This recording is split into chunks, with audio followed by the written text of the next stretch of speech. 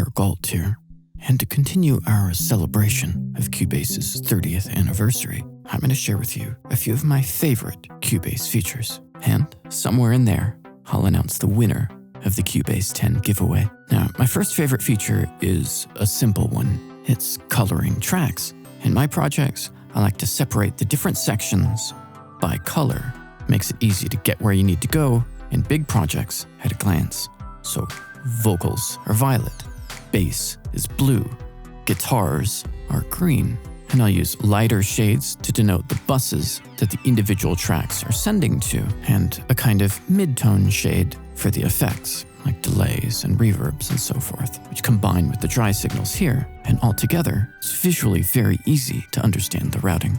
And assigning the colors in Cubase is fast. Select the track, then jump up to the palette, choose your color, and you're done. I'm going to leave this alone because I want it blue. Don't like the available colors? No problem.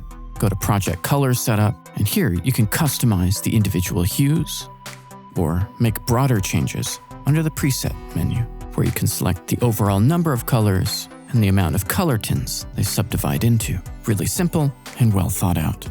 I really find a little bit of time spent setting up and organizing your interface will save you a lot of time over the course of all of your projects. And that's why my next feature is how Cubase handles its interface. It's subdivided into 3 zones. There's a right zone that you can toggle on, and from here you can drag in media or effects. It can also show control room or your meters. One click, and it's gone. There's a lower zone, and down here you can choose to put the mix console, the audio editor, the sampler, or chord track controls. And you can even toggle the inspector if you just want to focus on your arrangement. It's simple, it's clean, it's fast. While this is a little less customizable than dockable windows, it's about 1,000,000 times less clumsy and cumbersome. And when we're talking about software interfaces, that's a trade I'll make any day. And my next favorite feature is the new metronome that was added in Cubase 9.5. In particular, the patterns. Complex music requires flexibility in how we feel and think about meter. You can feel 4/4 standard, 1, 2, 3, 4, or half tempo, 1, 2, or double tempo. Every 8th note gets a pulse. You can even divide it up into 6 pieces, 1, 2, 3, 4, 5, 6. Even more interestingly, you can create your own pattern. Click the plus, you can edit the pattern here. Let's first make this an 8th note subdivision. Now we get 8 pulses we can edit. You can have stressed pulses, you can even turn off pulses, or somewhere in between, strong and weak. Go 1, 2, 3, 1, 2, 3, 1, 2. And now we've created an additive rhythm click pattern, 3, 3, 2. Now it doesn't stop there. What makes this such a musically essential addition is that you can select the click pattern in your tempo track. Select the pattern, and here all of the patterns you've created are available for your choosing. And it doesn't have to apply to the whole piece. You can change the click pattern anywhere you want. Insert new time signature points, and then select the pattern for that moment. You can do 6/8 here. Let's choose double tempo. And of course, we start with the 3-3-2 pattern that we made. Stress on 1, 4, and 7. The double tempo pattern. And now in 6. Simple to customize, intuitive to use. Perfect. Okay, it's time to pick the winner of the Cubase 10 giveaway. I asked you to tell me what you wanted to use Cubase for, and you gave me a staggering amount of responses, sharing your devotion to creating music. It reminded me of what I'm doing here, how proud I am to be a part of your journey the way that I can be. I'm really grateful to have an audience that's passionate about music, engaged with mine. Now, I thought when I asked you to share your story that picking a winner would be somehow straightforward, that I'd just know who I want to give Cubase to most. I didn't think it would be this hard. I want you all to have it. I want you to have everything you need to get where you want to go. I somehow have to pick one winner. So for the Cubase draw, I'm going to cut these into individual comments, fold them up to approximately the same size, and then, as I'm sure you anticipated, pull the winner out of a frame drum.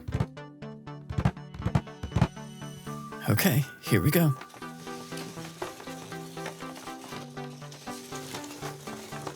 Give these a real good shuffle.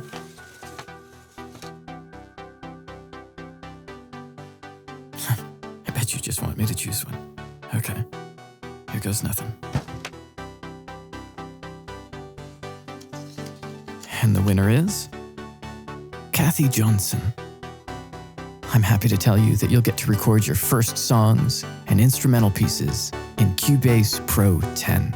Congratulations.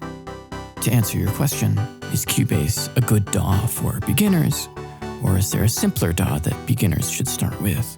I think it's a good idea to start with Cubase. Pretty easy to get up and running right away, and because it's such a successful and long-standing program, there's tons of help resources on the internet. And all the while, you'll be putting your time into learning professional-level software. Okay, if you didn't win Cubase this time around, remember, it's their 30th anniversary celebration. Full version licenses are half off, which is a spectacular discount. Now, on top of this giant prize, I've also decided to pick some individual winners for various criteria, to whom I'll give some gifts of my own. The first winner is Bratislav. His comment is entirely in German. I have no idea what it means. I don't speak German. Google translates it to, and the ancestor goes out again empty. That is haunting. Still don't know what it means, but Steinberg is a German company, so in honor of that, and the fact that I think German is a really interesting language, one that I wish I could speak, congratulations, Bratislav. You're the winner of the Enigmatic Translation Award. I'll send you some digital prizes.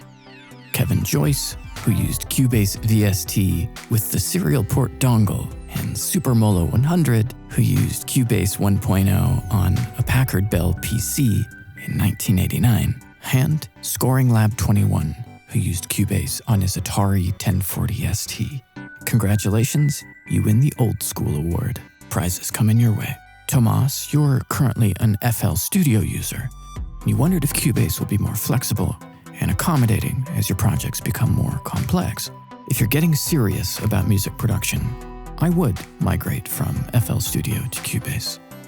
I think right now you're capped at 500 tracks in FL Studio, which is a lot, but my scoring template, for example, is about 1,000 tracks, and it could be bigger. You have unlimited audio in MIDI tracks in Cubase. Beyond that, the MIDI editing functionality is really deep. I use the batch export all the time. Cubase's logical editor allows you to make really powerful, time-saving macros, and Cubase is introducing new functionality all the time that rivals high-end mixing plugins. FL Studio is a capable piece of software, and you can make good music in virtually any DAW, but at the professional level, time is money. You want to be using the deepest, most feature-rich, and customizable option. And at this moment, I think Cubase is leading that pack. Okay, Tomas, for your interest, you win the Convert Award. Free gifts coming your way. Tropical Rat, you win the Fan, Subscriber, Student from a Cool Island Award. It's a new award for people who are fans, subscribers, students, and from a cool island. You win some digital prizes. Pierre Lamort, you want to record your dreams, strange worlds, things without sense, show the sad path of a Viking to reach the frozen lands, and your version of Phantom of the Opera played on a $1 piano accompanied by heavy guitars and 4 cats. I want to hear that. I've already given Cubase away, but you win the Ayahuasca Fever Dream Award. Be sending you some digital prizes to aid you on your journey through the transcendental dimensions. Okay, that's all for now. Thank you for being a part of this celebration, and as always, for watching. I'm Sahir Gold. I'll see you next time.